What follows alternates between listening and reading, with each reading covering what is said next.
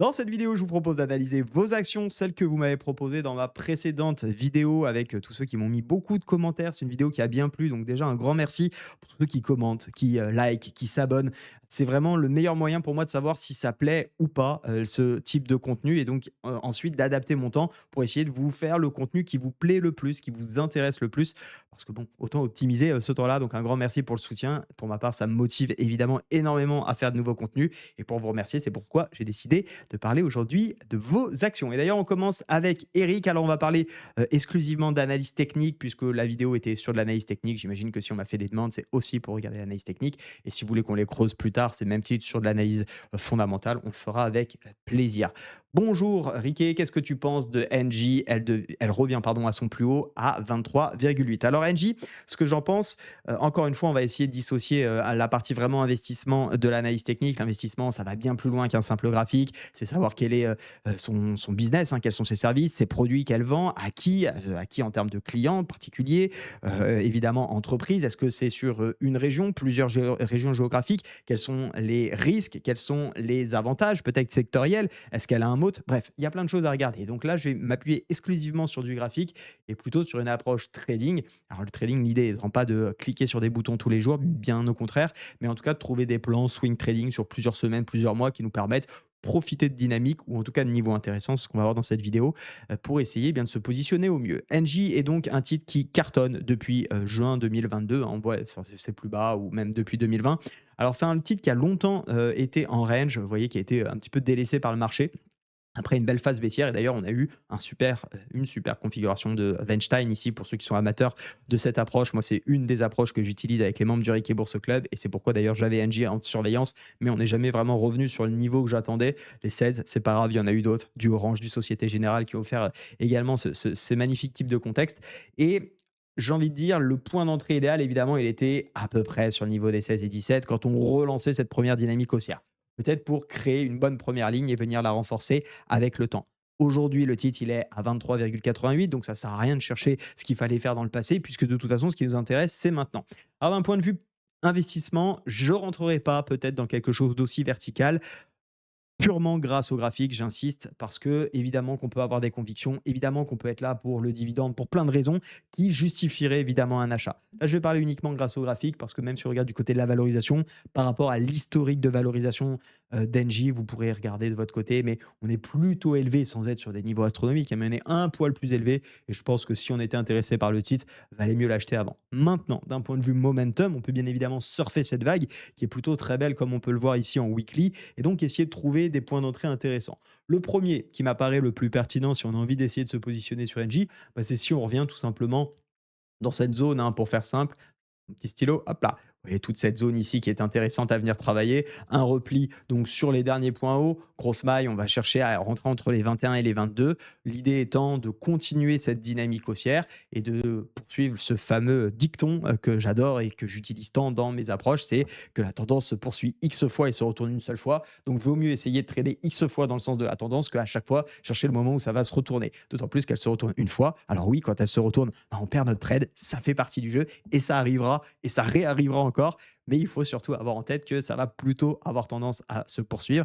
Et donc, c'est pour ça que je vais plutôt essayer de m'appuyer sur un niveau qui est désormais défendu parce que ce qu'il ne faut pas oublier, c'est pas simplement le dernier point haut de cette accélération, c'est surtout un gros niveau de résistance à l'époque qui avait déjà été marqué en 2012-2014 et qui a plutôt été franchi de manière assez simple, hein, on peut le dire. Il y a eu 3-4 semaines d'hésitation, mais voilà, ça reste assez faible en termes de représentation de temps par rapport à l'ensemble du graphique. Et donc revenir ici serait à mon sens un point d'entrée pertinent. Le niveau d'invalidation, on peut évidemment l'identifier en fonction de son degré d'agressivité, soit vraiment juste en dessous, qui peut être un petit peu serré, soit aller chercher un peu plus bas pour voilà, laisser le prix respirer autour de la zone et même pour les plus prudents, s'invalider sous l'autre niveau de support.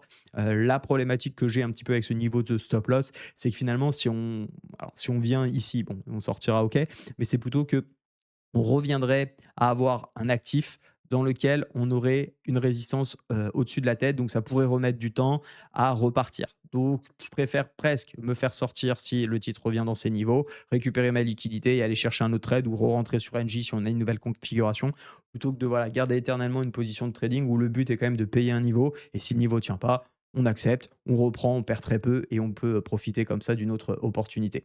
L'idée, ça serait d'aller chercher quoi? Bon, je m'embête pas trop, hein, très clairement.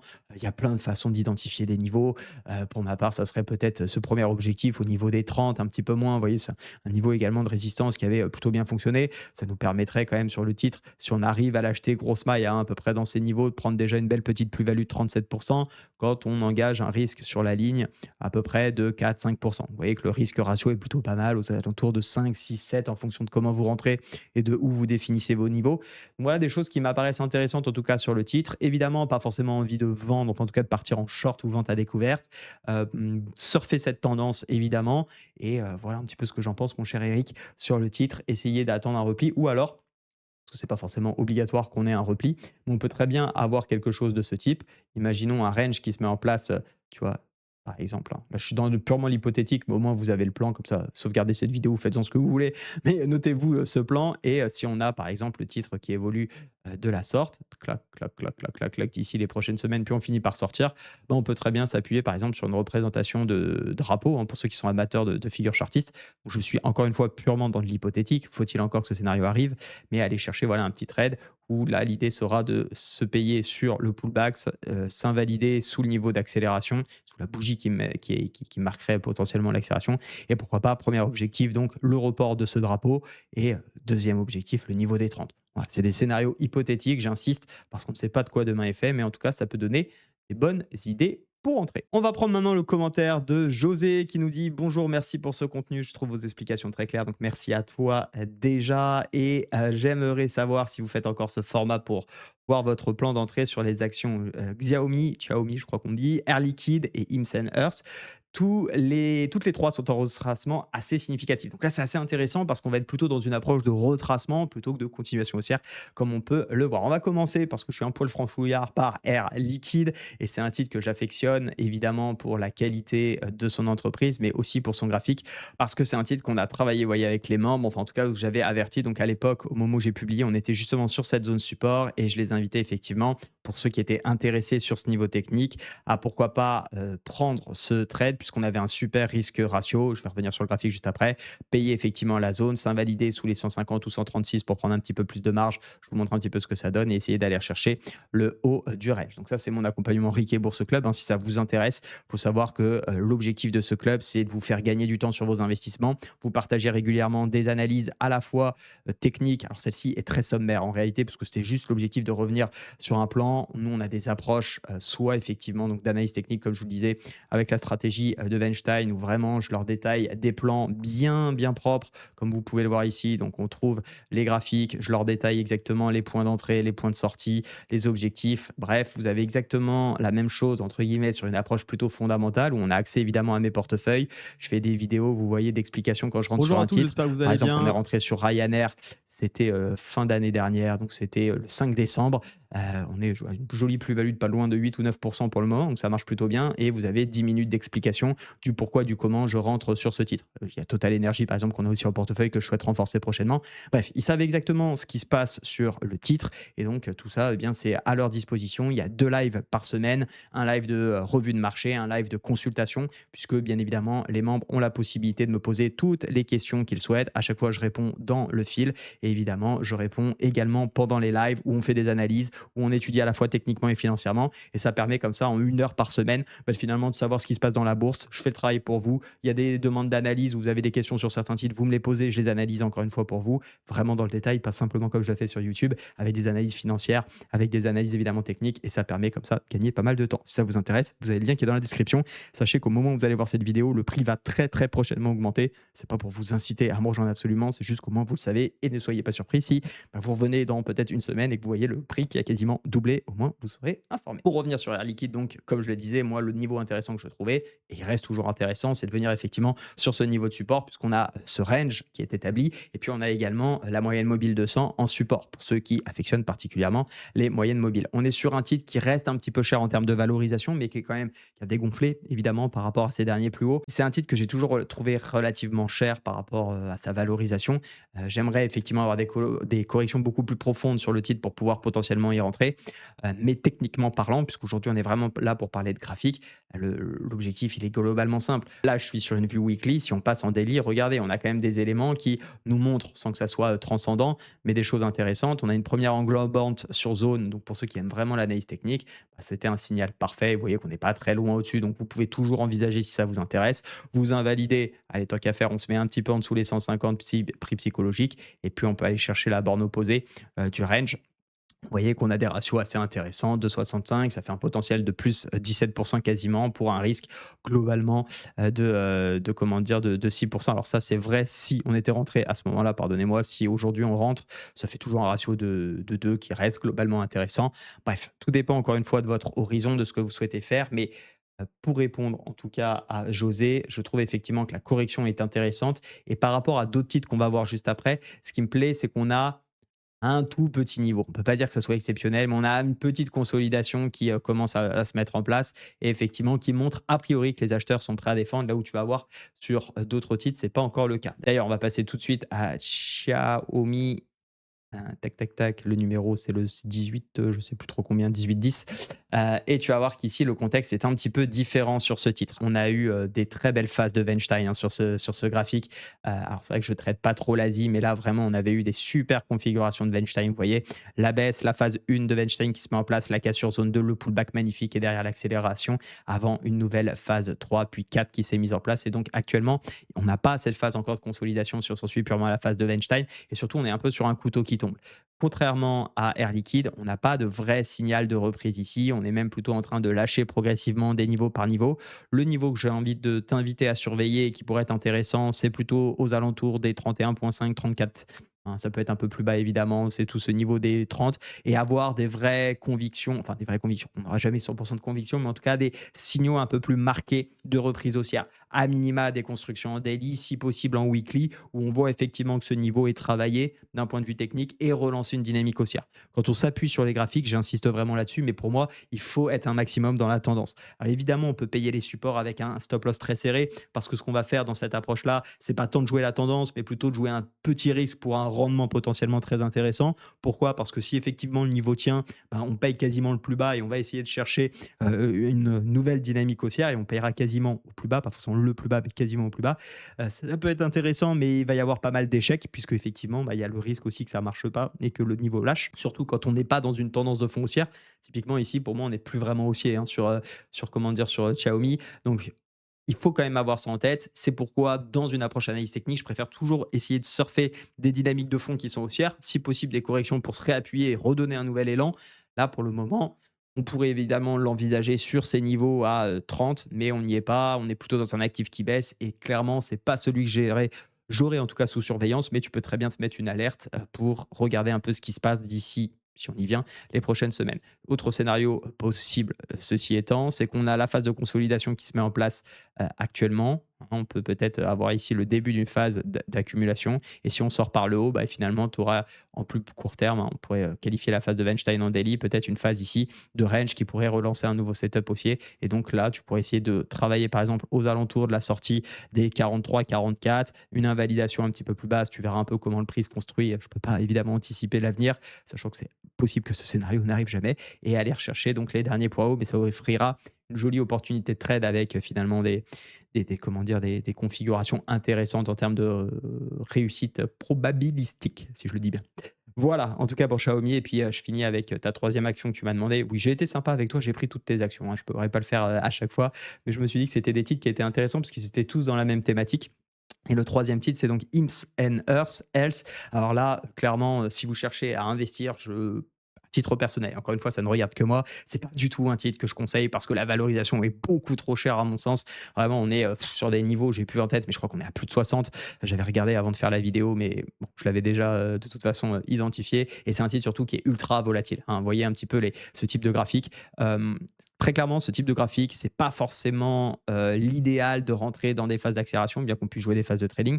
Par contre, on voit que quand il y a des belles phases d'accumulation, comme on a pu l'avoir ici, alors je suis désolé, hein, c'est tout petit parce que je dézoome, mais on a des belles phases de Weinstein qui sont quand même mises en place. Mais voilà, ceux qui n'aiment pas la volatilité, probablement pas le titre sur lequel il faut aller. Et un peu à l'image de Xiaomi, on voit qu'on est quand même en très forte baisse ici, hein. On est dans une dynamique baissière. Là, je suis en daily, mais même si on regarde en weekly, taux qui tombe, pas forcément fan. Niveau intéressant, en revanche, si on y revient, encore une fois, il n'y a pas de garantie qu'on y aille, mais c'est quand même ce niveau des 24,90. Et là, typiquement, par rapport à ce que je disais, oui, on a un couteau qui tombe, mais si par exemple, on y vient et qu'on tente un achat aux alentours des 24,90, pas besoin d'aller s'invalider à 14. Ça n'a pas trop de sens. On met un stop loss relativement proche. Allez, on reste quand même respirer pour laisser le prix peut-être se dire OK, je franchis, puis finalement je suis racheté, etc. Peut-être en dessous des 21. Et l'idée, c'est pourquoi pas d'aller rechercher la borne opposée. Et là, vous avez effectivement un risque qui est très faible si vous aimez le titre, qui reviendra par ailleurs à une valorisation, pas si on peut dire qu'elle soit correcte, mais en tout cas peut-être un peu plus tolérée.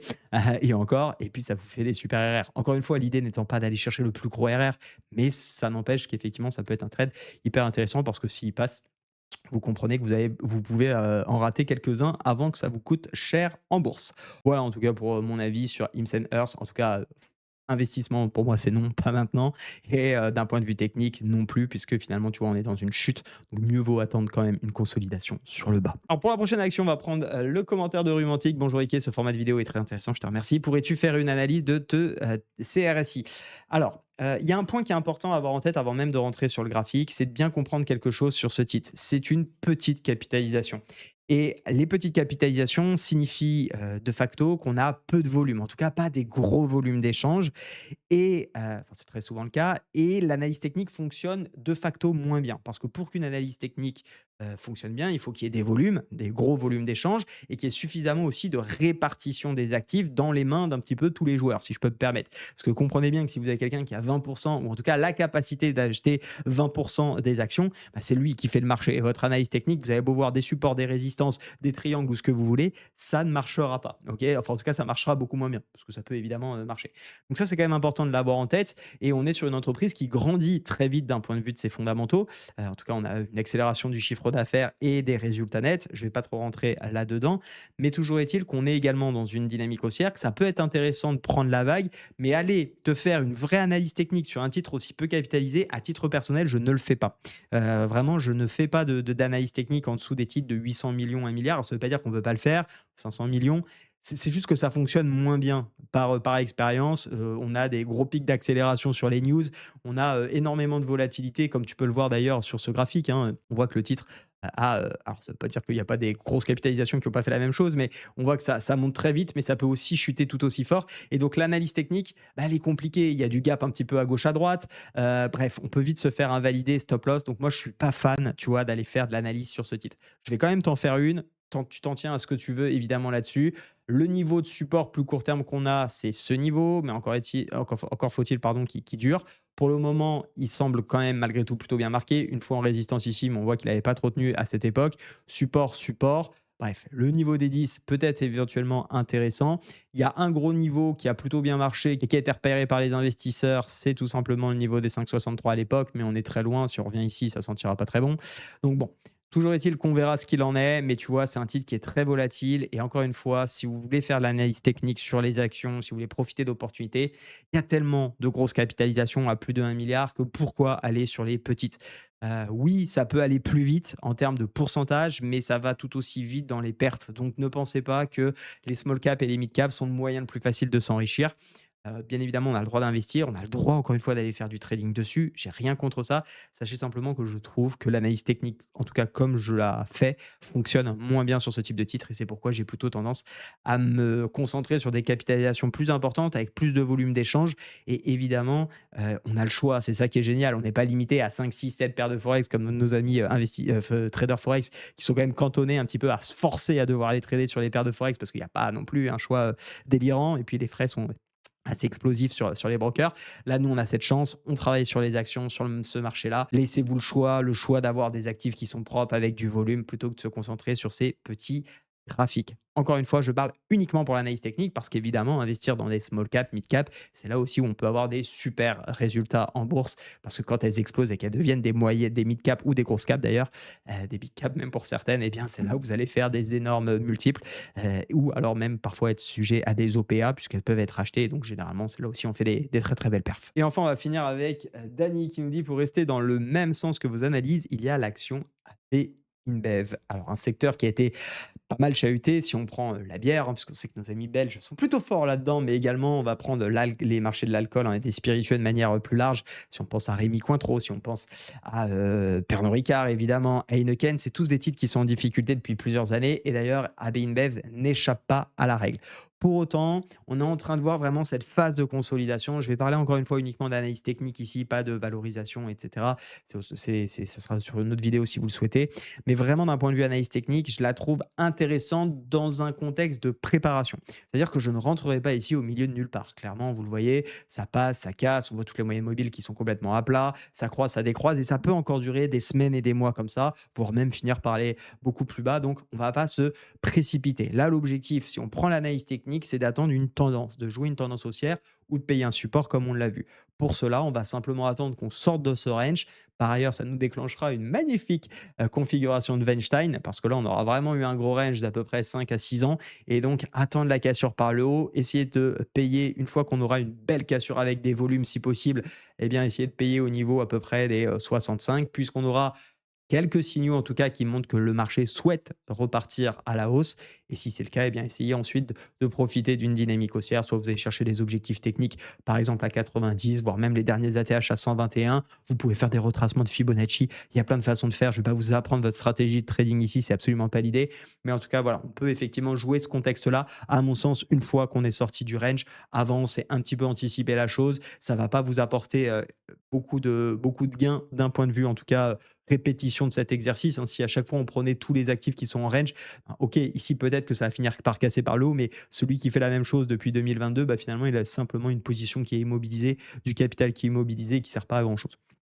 Donc voilà, si on a envie de vraiment de jouer plutôt l'approche graphique, autant attendre une cassure par le haut. Attention, je n'ai rien contre prendre une position en portefeuille long terme, parce qu'on peut estimer qu'effectivement, à ce prix-là, et d'ici 3 à 5, 10 ans, quand le cycle va se reprendre, bah, effectivement, ça peut être intéressant de la payer. J'insiste, c'est uniquement de l'analyse technique qu'on a fait ici dans cette vidéo. Voilà en tout cas pour ces quelques analyses d'action. J'espère que ça peut vous aider, vous donner des pistes de réflexion sur ces titres ou d'ailleurs des titres plus larges. Merci à tous ceux qui like, qui s'abonnent, qui me disent également en commentaire ce qu'ils en pensent de cette vidéo. Et puis n'hésitez pas à me proposer des nouvelles actions pour réaliser une nouvelle vidéo très prochainement où j'analyserai encore une fois quelques-uns de vos actifs. Juste une chose avant de partir, sachez qu'aujourd'hui on a fait uniquement de l'analyse technique et évidemment qu'il faut intégrer du fondamental et de l'analyse financière quand on fait de l'investissement. On peut coupler les deux, c'est le meilleur combo à mon humble avis. Et si vous ne savez pas trop comment vous y prendre justement pour tout ce qui est un petit peu analyse financière, eh bien j'ai créé une masterclass complètement offerte où je vous livre mes 4 piliers que je regarde pour m'assurer que toutes les actions que j'achète soient de qualité. Ça ne veut pas dire qu'elles vont forcément exploser en bourse parce que si j'avais une boule de cristal, je vous la partagerai évidemment, mais toujours est-il que ça me permet d'avoir au moins des actions de qualité. Il n'y a jamais des grosses catastrophes grâce à cette approche. Il peut y en avoir une de temps en temps, mais on investit aussi avec de la gestion du risque, donc toujours est-il que ça peut énormément vous aider. Je vous laisse donc vous la procurer, le lien est dans la description et moi je vous laisse avec une autre vidéo sur la bourse.